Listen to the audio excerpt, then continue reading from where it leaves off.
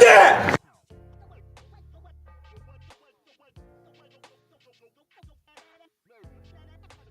You like that? You like that?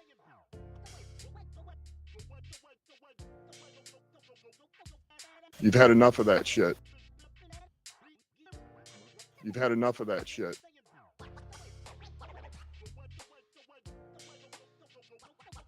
Say hello to my little friend.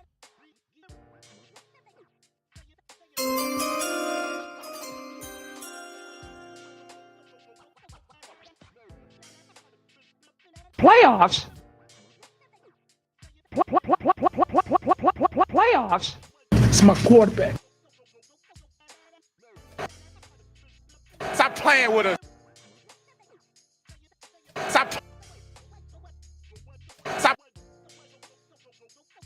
Stop playing with us. By the power of Ra. We're going to bite a kneecap off.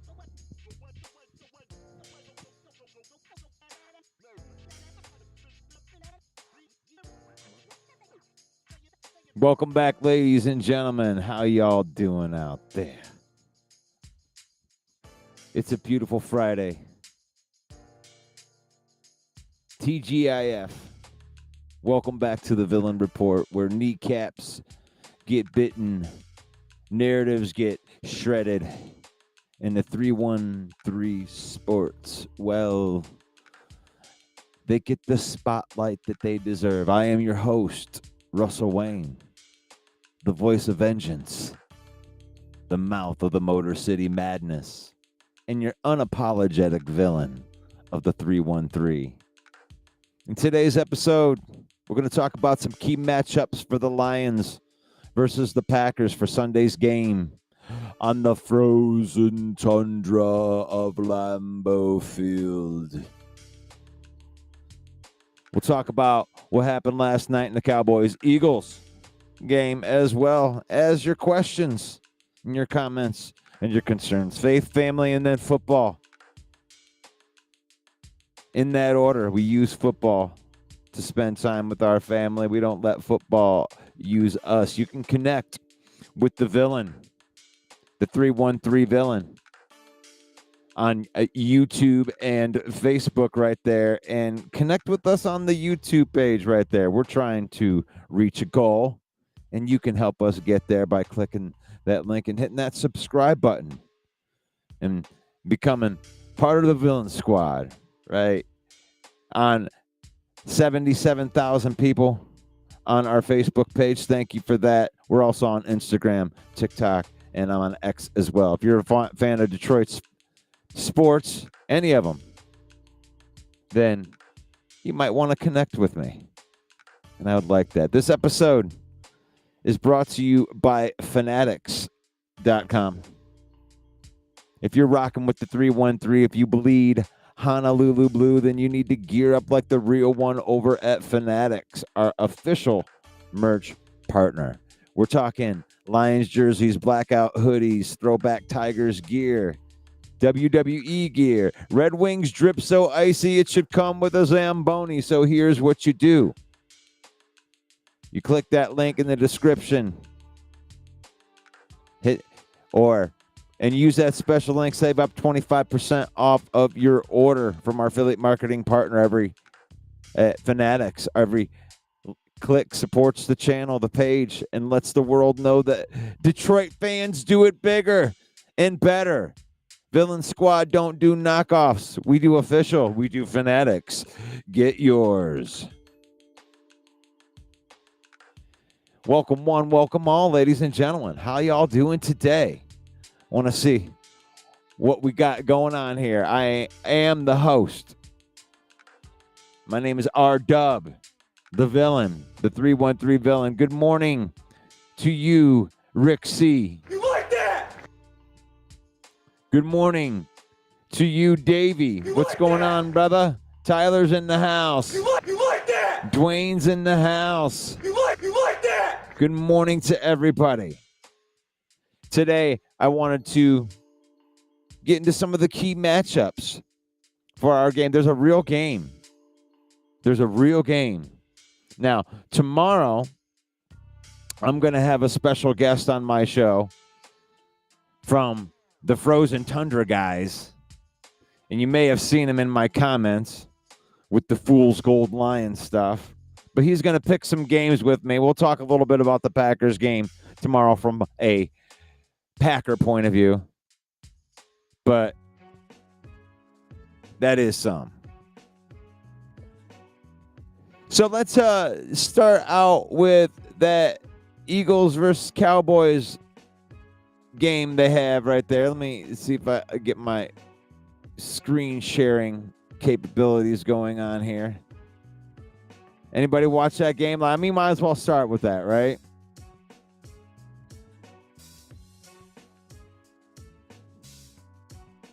I mean, you might as well right there. So the Dallas Cowboys went into Philadelphia, and the game was closer than I thought it was going to be, honestly. 24-20. The Eagles end up winning in a really weird start to the game. Jalen Carter spits on Dak Prescott and gets kicked out of the game. So, first of all, the Eagles are already down their best defensive player on the team. And that was really just kind of dumb. I mean, what are you doing? Really? We're spitting on people? That level? Come on. What are we doing? My gosh. So, Dak Prescott had a decent game. 21 of 34. A $188. Javonte Williams. I mean, really, he was kind of like the beneficiary of good drives, and he just kind of got the 1 yard touchdown in that. But Javonte Williams, 15 carries, 54 yards, and he had a pair of touchdowns. But Miles Sanders, on his 4 carries, averaging 13.2 yards a carry, making the most out of his carries. But look at that, CeeDee Lamb, 7 catches for 110 yards. He should have had 4 more. He should have had a monster game. CeeDee Lamb should have owned that game. That Dallas Cowboys probably should have won this game when you really think about it. Philadelphia down their best player. And, I mean, CeeDee Lamb, you just paid him all of that money. And he dropped 4 passes. CeeDee Lamb dropping 4 passes. What are you doing? CeeDee Lamb? You just got like this historic contract, and they're counting on you. You could have won that game for the Dallas Cowboys. What are you going to do? You've had enough of that shit. You're going to put up with that. That you certainly wouldn't get that from Amon-Ra St. Brown. You don't see Amon-Ra St. Brown dropping 4 passes in a game. I don't think that you'll see Amon-Ra St. Brown dropping 4 passes in an entire calendar year. That's not good. Dropping 4 passes. He could have won that game for the Dallas Cowboys. But instead, they go home with an L.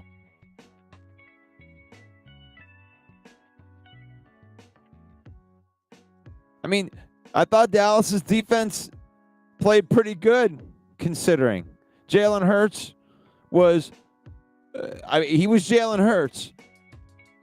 19 to 23 for a $152, but it wasn't like out of this world. They were able to contain him on some of the stuff. They had a chance to win the game. Jalen Hurts, 14 carries, 64 yards. Story. He was able to put them in that trick bag on a couple of those drives. He is really good. He had this one play. Jalen Hurts had this one play where they did crush the can on him. They had him completely boxed in, and he just little hop step his way through it, and the next thing he's running out there, he gets, 8 yards.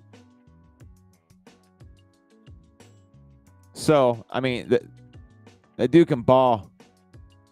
Jalen Hurts can ball. But they were able to get defensive stops on it. It's like it isn't impossible to stop. And Saquon Barkley had 18 carries for 60 yards, so they were really able to contain him. And your boy, Kenny Clark, had a pretty good game. I mean, when you're holding the best running back in the NFL on paper, supposedly, right? Saquon Barkley to 3.3 yards, that's pretty good. That's pretty good.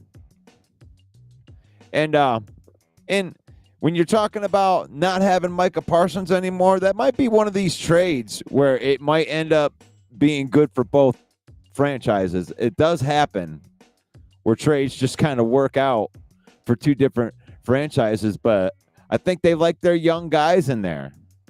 I remember talking about a couple of those young guys. I can't think of what the guy's name is. Hold on a minute. Let me see him on defense. On the Cowboys defense.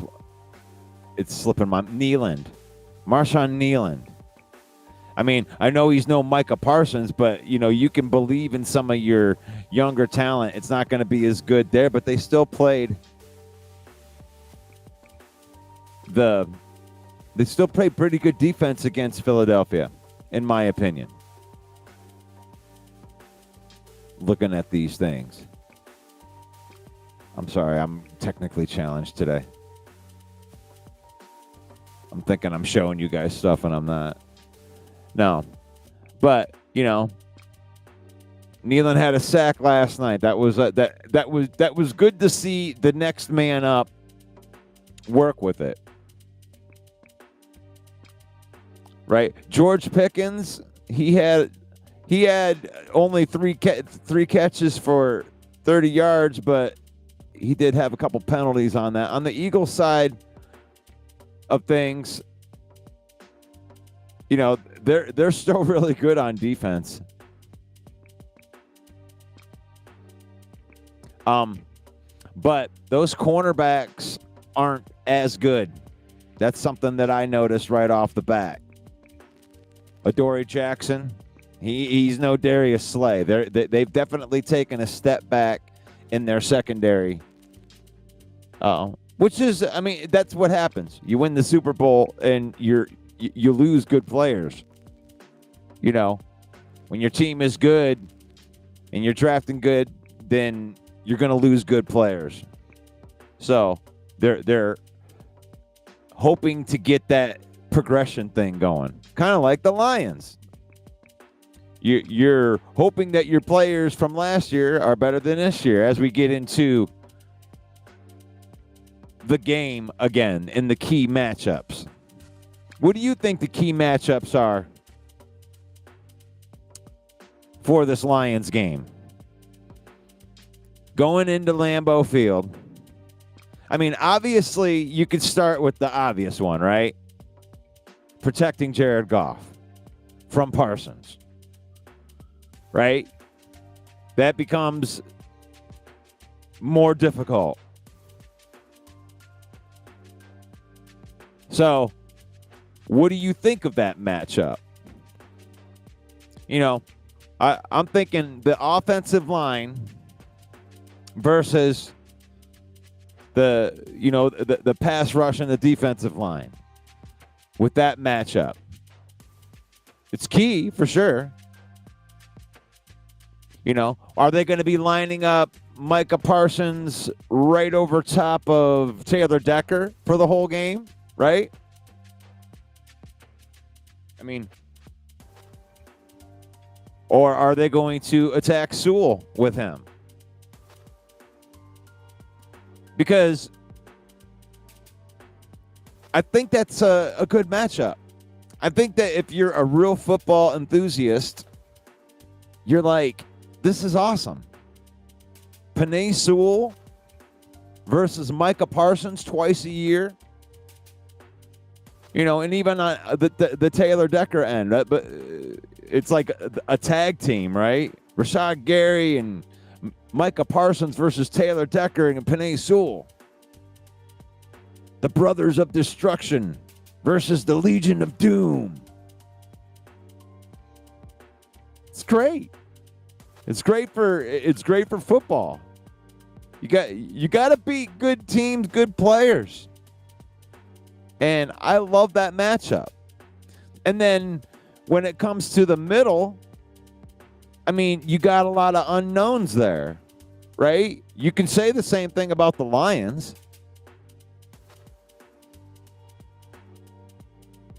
You know, there's the unknowns there. You traded away Kenny Clark. He's a veteran. You know, at the very least, even if you want to minimize him and say, well, you know, he was declining and this and that. He didn't look like he was declining last night. But you lost the veteran presence right there. And you've replaced it with some younger players that are unproven. Brooks, you know, Devontae Wyatt. You're hoping that these guys, you know, and you got some draft picks. You're hoping the next man up is going to step up into that spot a lot, like Nealon has to come in and he's got to replace Micah Parsons. Impossible. You're not going to replace Micah Parsons. Just like you're not just going to be like, boom, replace what Kenny Clark is. You can say whatever you want about Kenny Clark with the way he played against other teams. I'm just talking about what he did when he played the Lions. He's a lion killer. He's a pain in the ass. Kenny Clark is a pain in the ass to the Lions. That's fact. And now he's not there. You got different guys there. So we also have brand new guys. Unproven. Who knows? What's going to happen in the middle of that defense on Sunday, I think, is going to dictate a lot of what the game is. Your unprovens versus our unprovens. You know? We got Ratledge and Mahogany and Glasgow playing center. Well, you got some unproven guys in the middle now. Who knows? That could be a wash. That could be your guys dominating. It could be our guys dominating. And I think that's where the answer is going to be done. Everyone's over. Look at over here. Look, it's Micah Parsons and it's Penei Sewell. Well, that's a good matchup. So I think when you look at the bookends, the Gary and Parsons versus Sewell and Decker, I think that's a wash. I think they cancel each other out. The story's going to be in the middle. It's going to be in the middle. It's new. New versus new. Is the next man up in Green Bay going to be able to dominate in the middle? Or is the next man up in Detroit with Ratledge and Mahogany? Are they going to dominate? And I think who wins that matchup in the middle of that defense and offense is going to dictate who wins the game.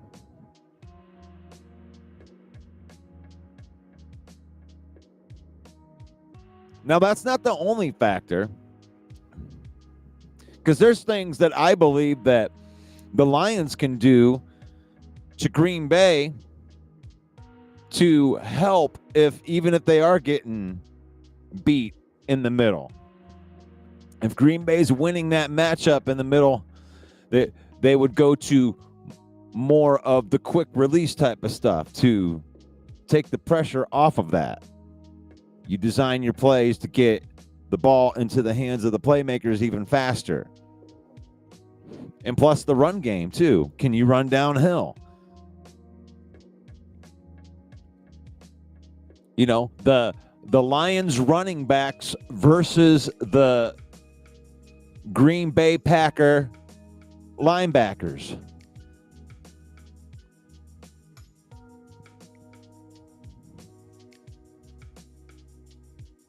You know, you got Gibbs and Montgomery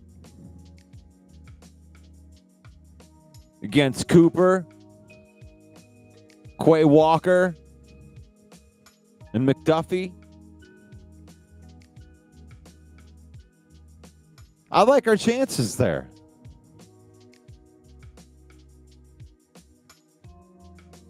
I think that that's going to be the determining factor in the game. Is I think that the Lions should be able to control the game with the run game.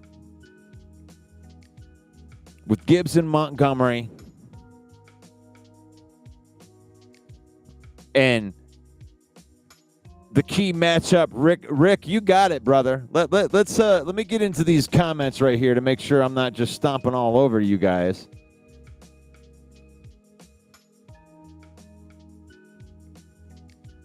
I don't even know what 2 days in a row gets yeah.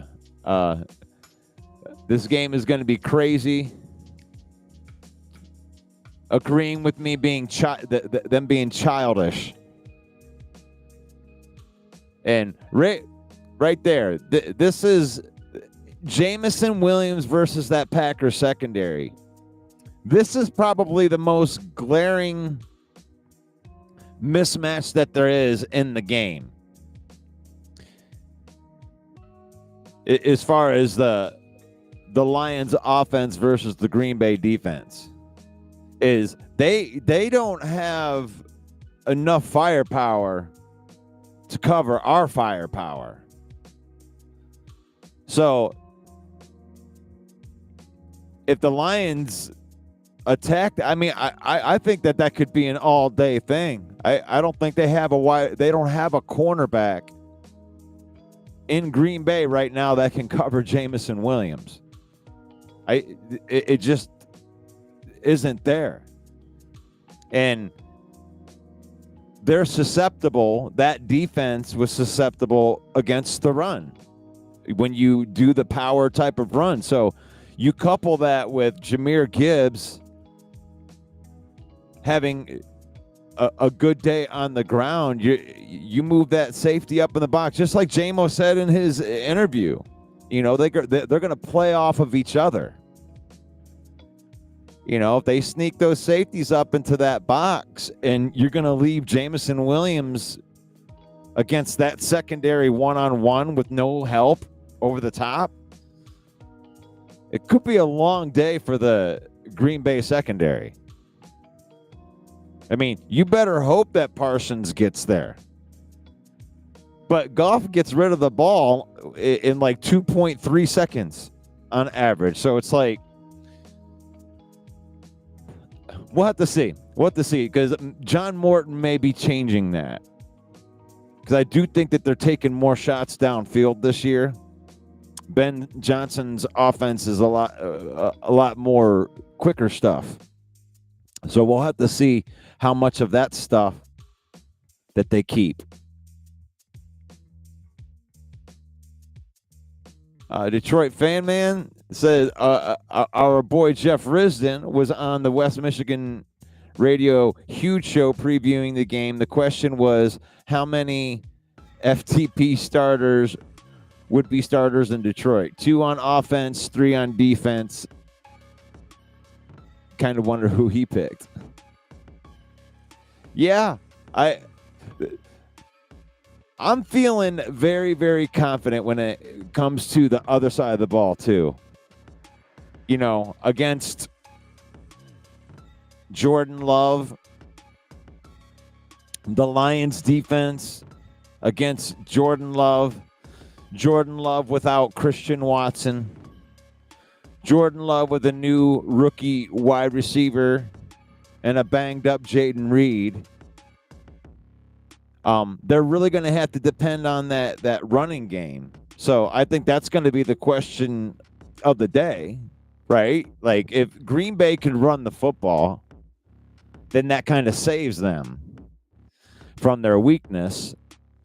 Because the Lions secondary is for real. Okay, this isn't the same thing. Like if the talk of the training camp is, you know, if Terrion Arnold progressed as much as they said when it comes into the season, then look out.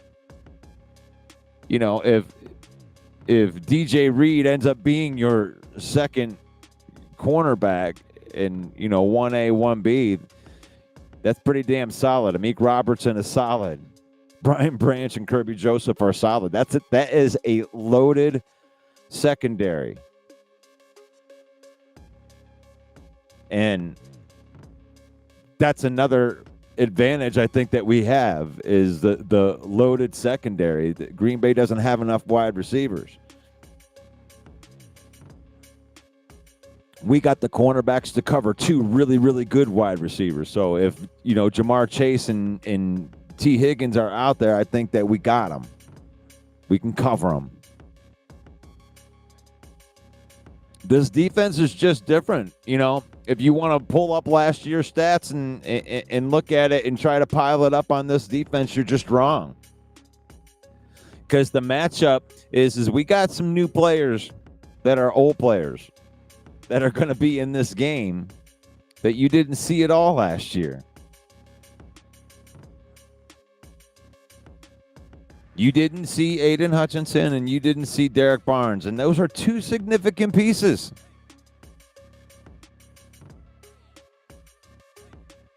The word around the campfire is, Zach Tom. They got some problems in the middle of that offensive line. Jenkins, who was your guard, is now your center.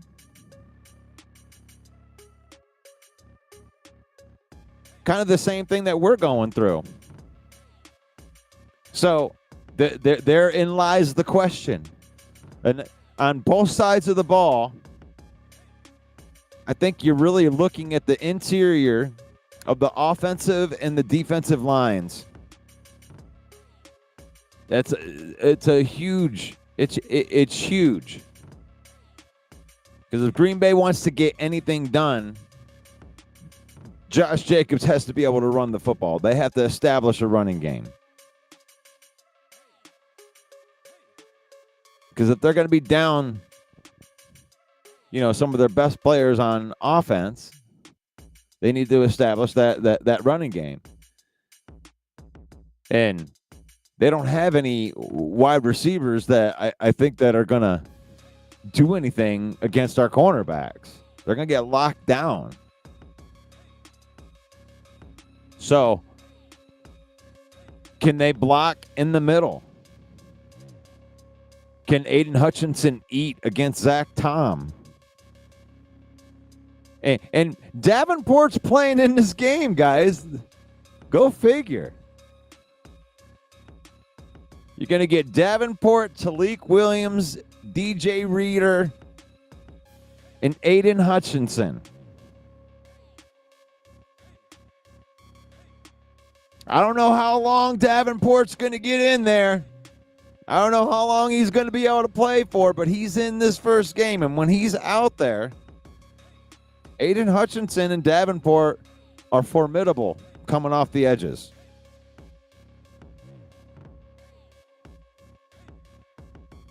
So, I don't know. I predicted the homer pick of 41-14 Lions win this game. But I really just don't see it. I don't see Micah Parsons the effect being all that much against the Lions. You're beating your best player up against our best player. And, I mean, I'm not going to concede that battle. Penei Sewell will block you. Or we could hand the ball right at David Montgomery and run right at you. I'm not worried about the Parsons effect against the Lions. Now, look out for some teams that have some question marks on their tackle position, because look out. Rashad Gary and Micah Parsons are going to eat this year. They're going to get some sacks. they'll probably get some sacks on Sunday. I'm not saying it's like the Green Bay Packers or some chump team. They're just, to me, I just think they're not matching up well against us for this first game when I'm looking at these matchups.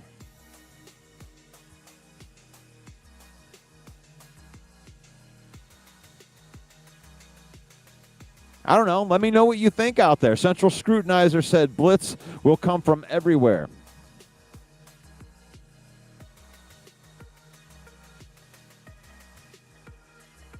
Broski says that I'm curious to see if Shepard mixes in any safety or nickel blitzes. I think this guy's going to be a dog defensive coordinator, Broski. I think Kelvin Shepard wants to put his stamp on the NFL as being the one of the most aggressive defenses in the NFL.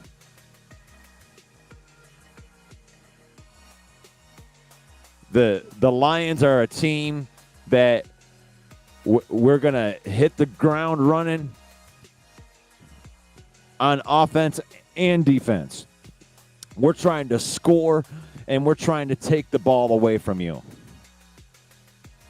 And we're trying to get up enough against you that we can bring in that power running game and then let all of our offensive linemen eat by blocking downhill, trying to close out games.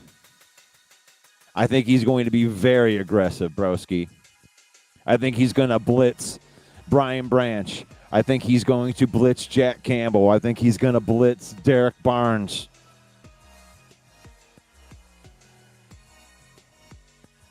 And this is one of the reasons that I've been against, the star pass rusher on the opposite side. Because Davenport's job is not to sack the quarterback. Now, I think he's going to get some sacks by doing his job on the way to his job. Because if he's doing his job and they decide to, triple team Aiden Hutchinson, well, then he may get a sack by doing his job. But his job is to crush the can. I mean, the Dallas Cowboys did a decent job at that last night. If you want to know how to stop mobile quarterbacks, just put on that tape from last night, and you'll see how that you do crush the can. But there are quarterbacks like Jalen Hurts, man. There was a play in there that was really awesome. They did crush the can on it, and he was able to weave his way through. So some players just do great things. Not everybody could do that. But no, I expect him to be very aggressive.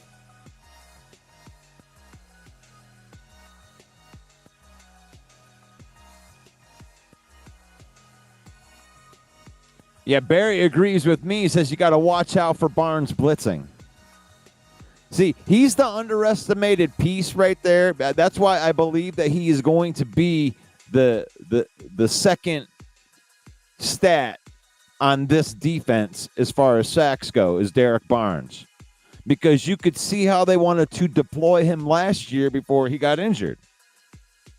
And I don't think that that's going to change all that much. I think that's why they signed him to a 3-year deal, because they have a very, very specific role for Derek Barnes. And he's just a unique player. It's not there's not a lot of people that can play the role of Derek Barnes. And I think that you're going to see a hybrid 3-4 type of attacking where, you got Aiden Hutchinson. I think that he's they want to make him a free defender. And, bear with me on this, but I think that you got the other 3 people that on the defensive line that they are trying to open up opportunities for Aiden Hutchinson. Davenport, Talik, and DJ Reader their jobs are to take on people.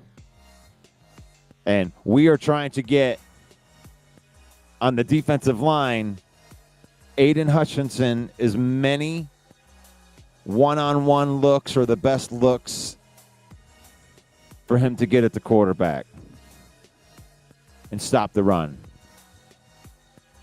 Now, one thing that Davenport does very well is he sets an edge. He's long, he's strong, and he sets that other edge. He crushes that can. He does that.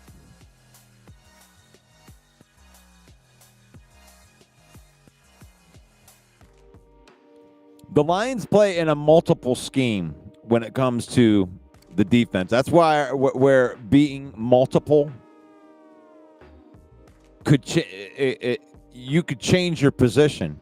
Like, take Brian Branch, for instance, right? Brian Branch is listed as a safety, but he's not going to play as a safety on every single snap.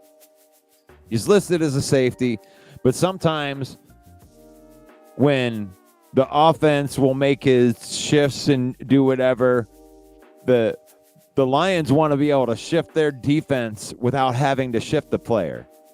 So if they change something and they're communicating, Brian Branch might be standing in the same spot, but they may be considering him the outside linebacker or the slot corner on that particular play. Being multiple in the middle of the play, from play to play. You know, letting the captain of the defense dictate, you know, when you turn into a defense, whatever you're turning it into. I love that, because it's almost like having your middle linebacker almost becomes like the Peyton Manning of the defense, because you're playing the chess game in that way, but having multiple players. So the 4-2-5 broski, technically, yeah, you'd have, you know, this amount of secondary, this amount of linebackers with the down linemen. I get that part of it, but they're able to change on the fly and play different positions just depending on what's needed on the play. I don't know if that makes any sense. Maybe it sounds like I'm bad, but it makes sense to me. But I'm excited for this defense.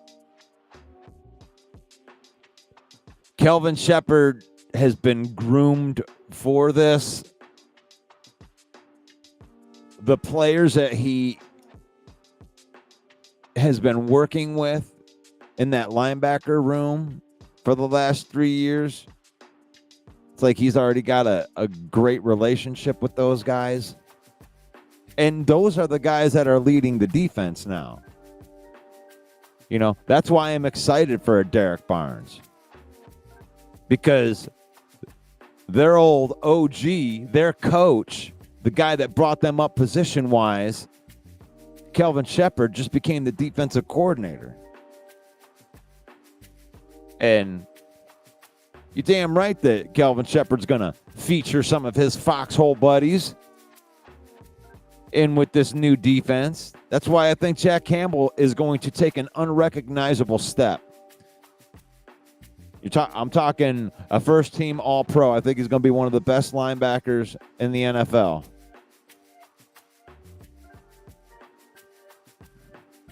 I mean, he took a huge step last year. Those are the type of things, I've always said this, but progression is the most dangerous thing. And this is why I think that the Green Bay Packers are also dangerous, because I don't want to underestimate them, because they have a lot of that going on too. You know, Tucker Kraft, he may progress. You know, can Jordan Love take the next step and progress? We don't know. There's a lot more uncertain stuff on their team. But, you know, you taking like Cooper, their linebacker, you know, Nixon, You got Brooks and Wyatt. Yeah, I mean, can those guys take the next step? That's the most dangerous thing to me. Is the players that have been there, not some guy you just signed. I mean, I get the Micah Parsons is going to make their team better, but it might not make their team better right off the bat because he just got there. I don't even know if the guy's in football shape yet. That stuff just takes time. You don't just snap your fingers and get in football shape. And if they do try to throw him out there and do too much with him, you're risking a big injury when it comes with that kind of stuff. So I put my stock into the continuity and the progression. The guy going from year 2 to year 3. He knows where the locker room is. You know, he knows where the cafeteria is already. He knows how we practice. You know, same thing with Green Bay. Like Devontae Wyatt. He is a more scary prospect to me, you know, than any player that get. I mean, Parsons does scare me, but it doesn't scare me as much as all those other guys being really, really good. You know, if Devontae Wyatt and Cooper take the next step as players, that's more scary than, you know, bringing in like Xavier McKinney last year right off the bat. Your progression guys should be the scariest guys. Like when you look at the Lions team, Packer fan, when you look at the Lions team, the scariest guys should be the second and third year guys that are really good going into their third and fourth year. And I'm talking guys like Sam Laporta, Jamison Williams, you know, Amon-Ra St. Brown, Penei Sewell, Jahmyr Gibbs. All of these guys, they should be very scary to you. If you're not scared of Jahmyr Gibbs, then you're lying to yourself.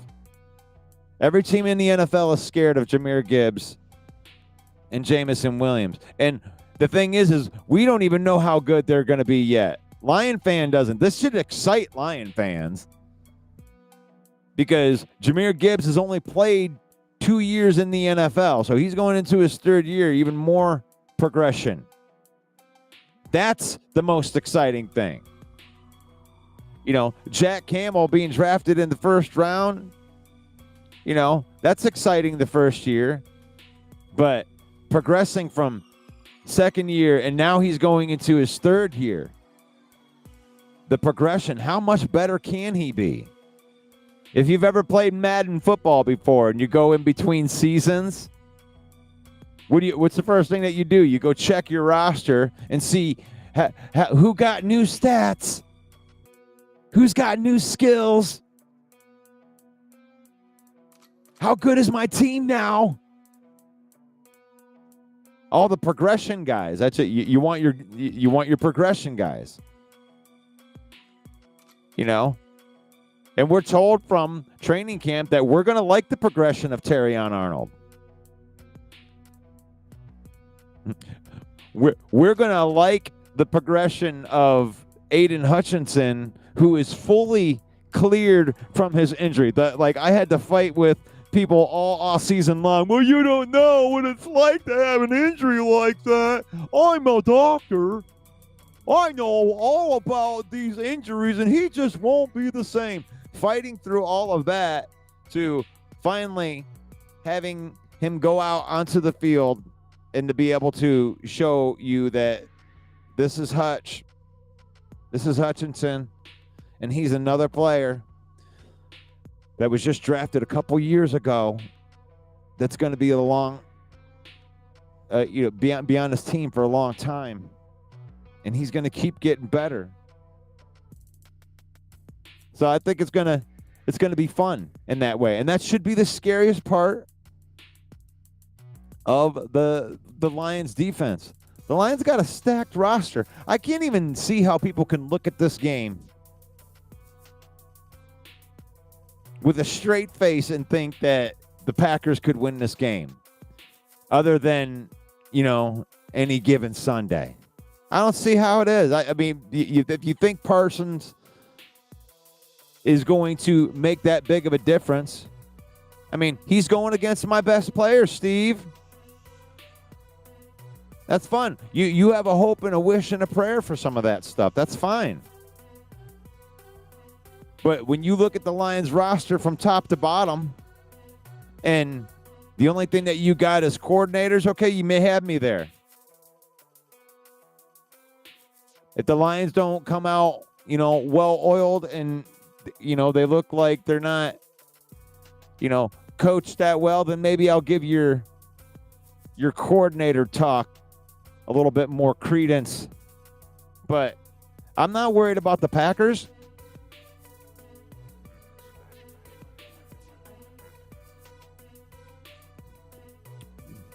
Yeah, Steve, you're right.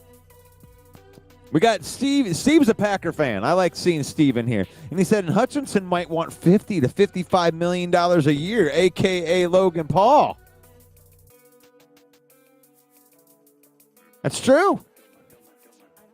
I mean, that was a question. You don't say Sewell owns anything. You know what? Sewell versus Micah Parsons is a good matchup.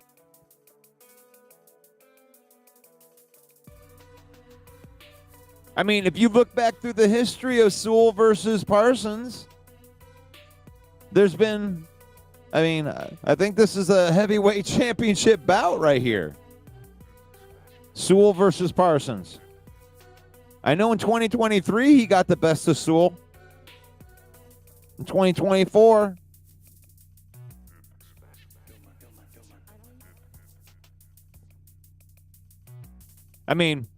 Sewell is the guy that I want in the way. And that's why I'm not worried about it as much. The thing is like, Micah Parsons is going to get a shit ton of sacks for the Green Bay Packers this year. He will. If you deny that, then you do have some coping to do. Okay? I don't want to get it twisted. Just because I think that the Lions are going to be able to block him, it doesn't mean I don't think that he's not going to be in an all-pro defensive player of the year category every year that he plays for the Packers. That is what it is. The Packers got a hell of a player.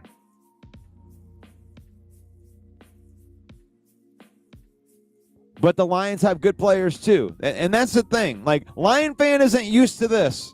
I'm trying to help you out here, Lion fan.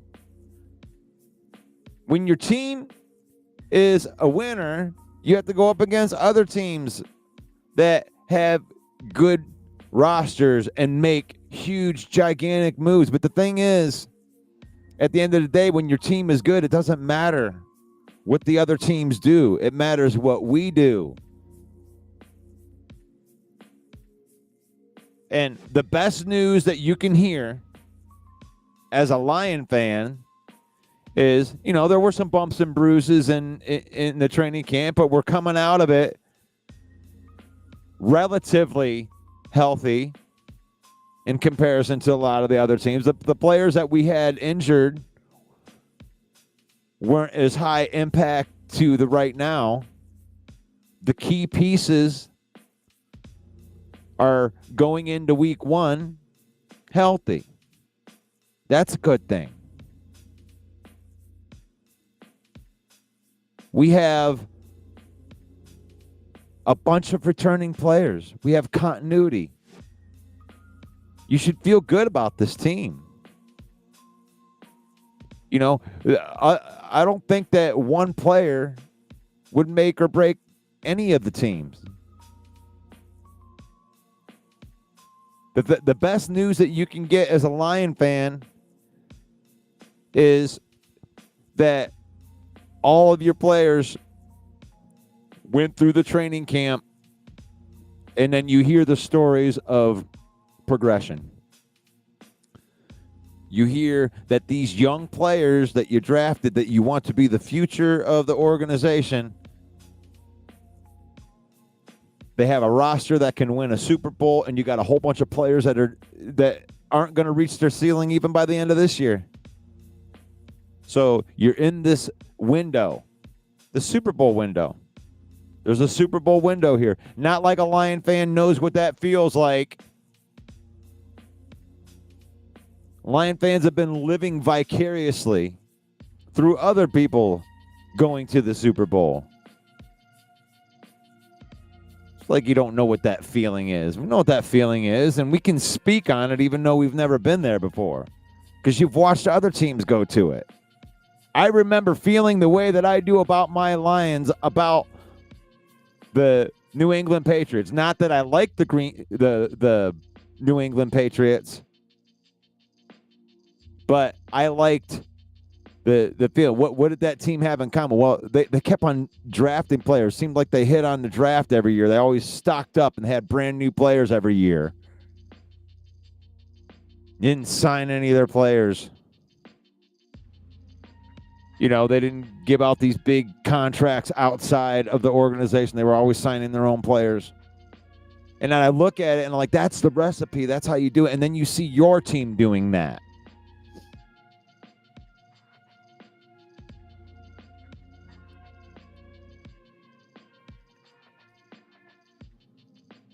So, the question is, what will Hutchinson want? And a lot is riding on Goff. The Lions have a lot of talent. They do. Let's see how the new OC and DC, Dan Campbell, handles things. Yeah, and that's the $1 million question, right? It's the question isn't the roster anymore. The Lions are stacked from 1 to 53 and even into the 69. They have a very strong roster. The question is just the coaching. And if the Lions hit on the coaching, if the Lions are good with the current setup, with the coordinators, and they hit the ground running, then there's nothing standing in the way of this team. I'll stack the roster up against any of the rosters. If we would have had this roster last year in the playoffs, that we would have rolled past the Commanders. You can't convince me that Commanders team can beat the Lions with Aiden Hutchinson on this team. This roster is stacked when it's fully healthy. When you see how far down the depth chart some of the starters from last year's team that won 15 games are, it's mind-boggling. You know, you injured your starter, you injured the backup, you injured the backup's backup, and the backup's backup. Grabbed some guys from the practice squad, brought them on, they got injured, bringing guys in off the street. Like, it was crazy what they went through last year just from an injury perspective. If the Lions just have bad luck this year on injuries and it's only just bad, they'll probably win the Super Bowl. Like, they had so many injuries last year. They could still have injuries this year. The guys that are ready to play played last year and helped us win 15 games. The backups are backups. I mean, just from a depth perspective, when you let that sink in,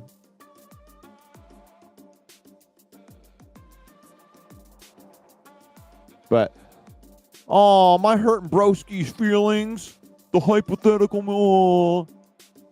It's like you get the hypothetical make-believe. I hurt his feelings by speaking truth. You think it would have been the exact same. Having Aiden Hutchinson and Derek Barnes wouldn't help at all. It wouldn't help at all. We would have still given up 45 points. That's the broski take. I'll say that all the time. You could never convince me of that. We're gonna find out this year. You know, as long as the injury train doesn't run over everybody again this year, and I just think that the odds that the Lions get as injured as they did last year are low. I don't think we're going to get that injured. As a matter of fact, I think that the luck may go the other way. I think that some of the guys that we expect to get injured aren't going to get injured. I don't know. I could be wrong, but I just have a feeling that Marcus Davenport is going to play a bunch of games this year. You know, sometimes you can will that into yourself, and I just think that, you know, it's one of those things where when you hear the outside noise, that I actually think it's beneficial to him.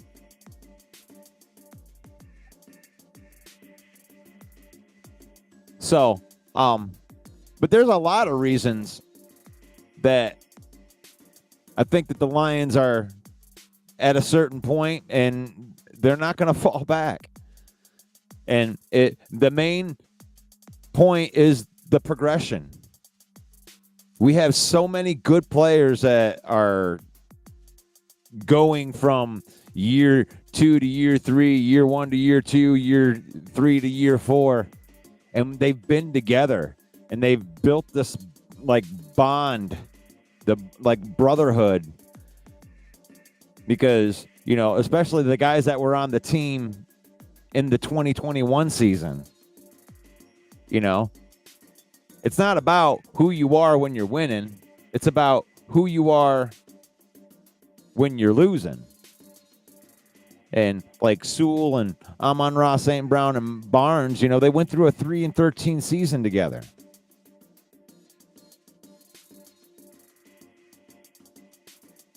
But the thing is you get a chance to avenge your games.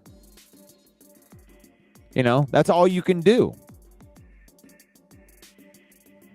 Because the thing is, you know, what Trolsky is trolling on, because I gave him an open window for this, is they control on it. There's no excuse. Nobody gives you a pass because your best players weren't there. There's no.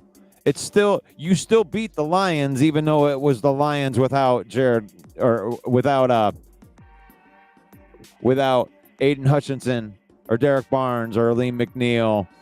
You know, our top defenders. It's still a loss.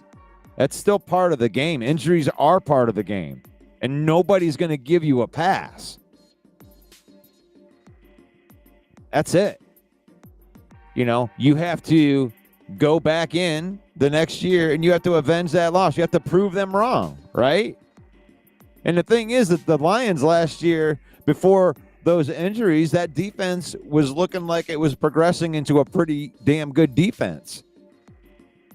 So I think that we're going to get to see that. We're going to get to see the completion of the thing that we never got to see. The completion of the defense. And this is why I think Calvin Shepard is going to be a better defensive coordinator than Aaron Glenn. And it isn't even Aaron Glenn's fault. I mean, Aaron Glenn how could you fault Aaron Glenn for what he did last year? That's crazy when you really think about it. He lost all those defensive players and they were still able to win 15 games. Aaron Glenn, needs a great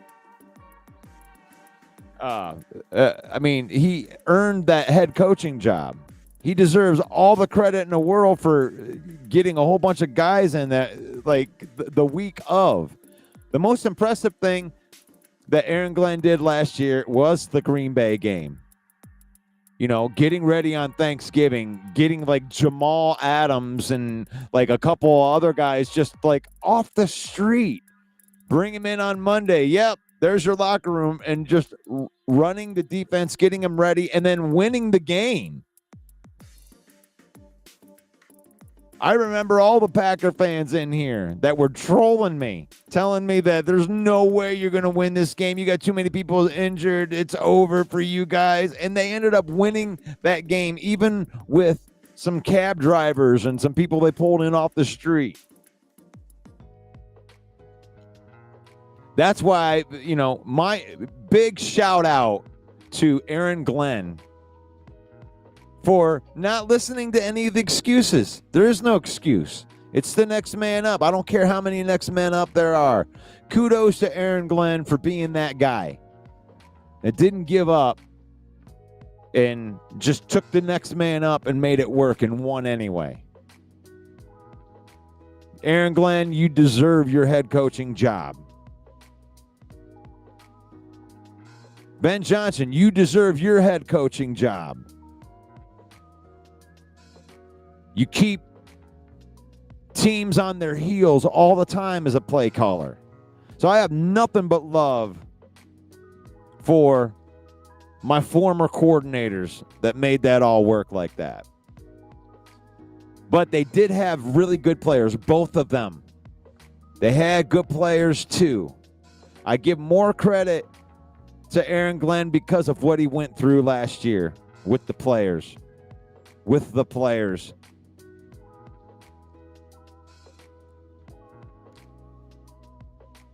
Getting these guys back will give the outside appearance that Kelvin Shepard is going to be a better defensive coordinator than Aaron Glenn was.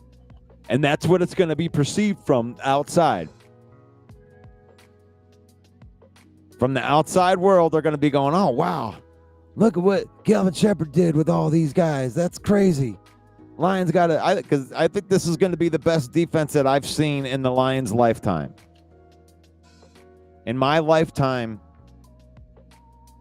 as a Lion fan, this will be the best defense that we've seen.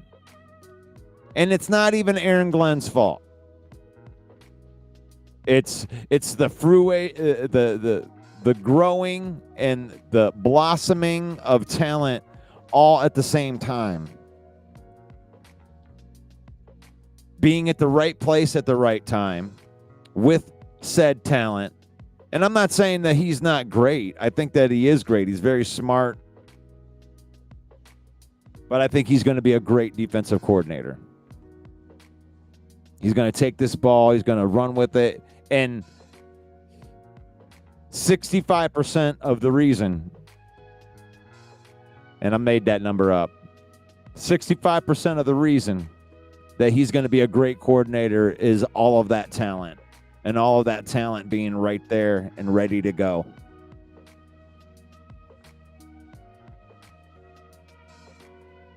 Linebacker core, the secondary, even the defensive line is deep.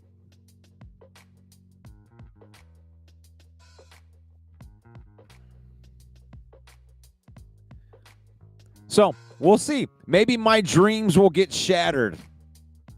Maybe I'll be on here Monday morning on Overreaction Monday. I'm talking Super Bowl, or I'll be talking how I got humbled. But I feel strongly that my team believes all of the things that I'm saying right now. I'm a Homer Lion fan. That's okay. You can call me a Homer. My hopium is high. I'm high on the hopium. I feel great about this team because of what they accomplished last year with so much less. And now you're adding some just stellar players. Can the Lions stop the run? Stopping Josh Jacobs is key. They have to be able to contain Josh Jacobs, because if they can stop that run, I think there's no doubt in my mind that Aiden Hutchinson's going to have a multi-sack day. But it all starts up front, stopping the run. Can Christian Mahogany and Tate Ratledge and Graham Glasgow playing that game of musical chairs, can they maintain high-level offensive line play? That's the question.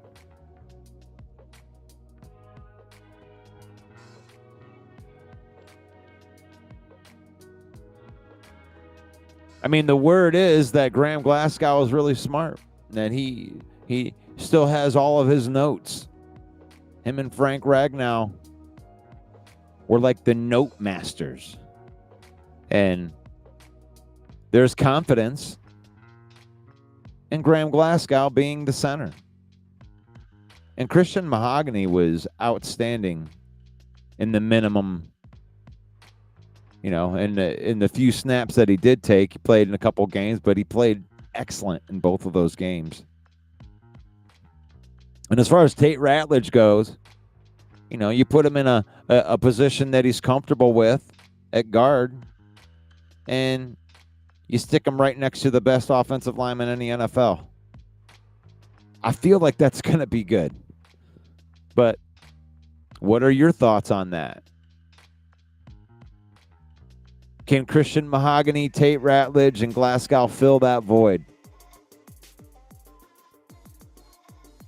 Can they keep the ship afloat?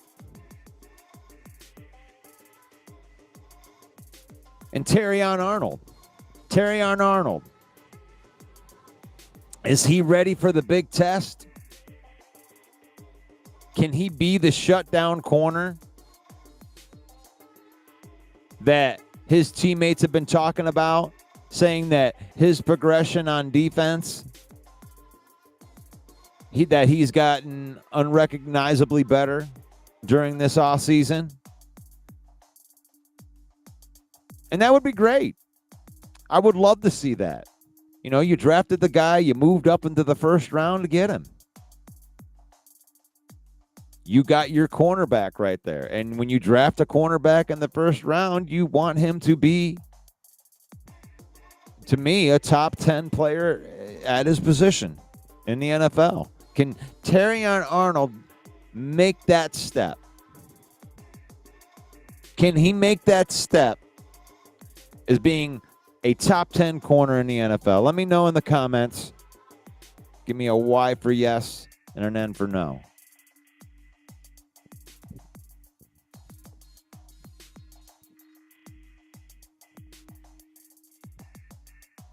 The ground game, I do believe, is going to be the biggest factor in this game. Gibbs and Montgomery versus Josh Jacobs, which that really comes down to the offensive line. But do you think that the Green Bay Packers can slow down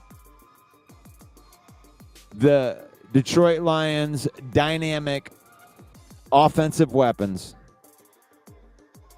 in Jahmyr Gibbs and David Montgomery, Sonic and Knuckles? And for the Lions, it's the same thing. Can the Lions, middle of that defensive line, and those edge setters and Davenport and Hutchinson, can they contain Josh Jacobs long enough to force them into passing situations so Hutchinson can eat?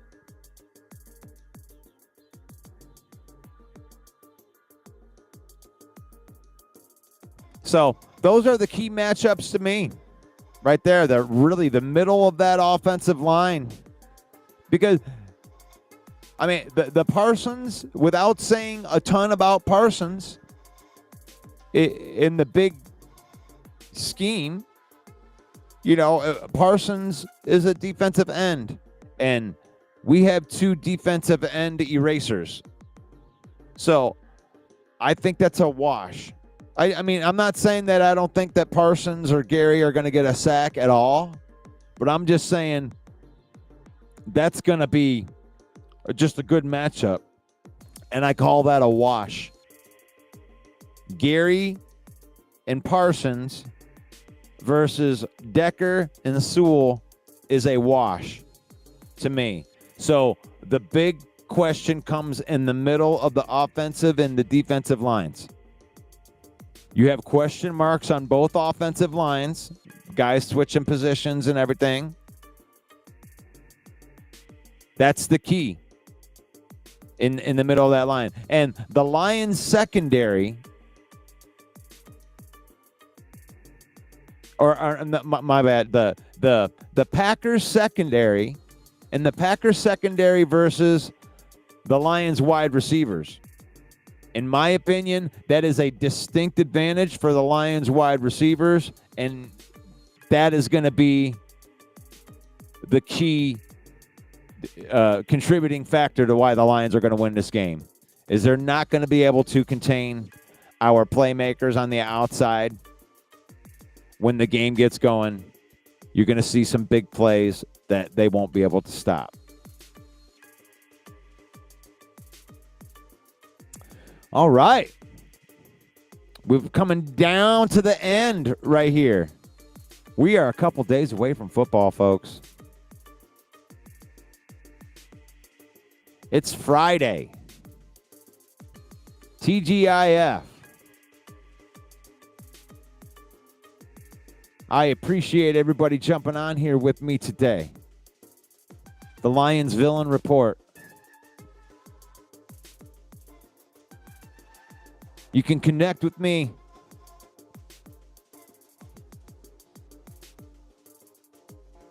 on the YouTube right there. Connect with me on YouTube.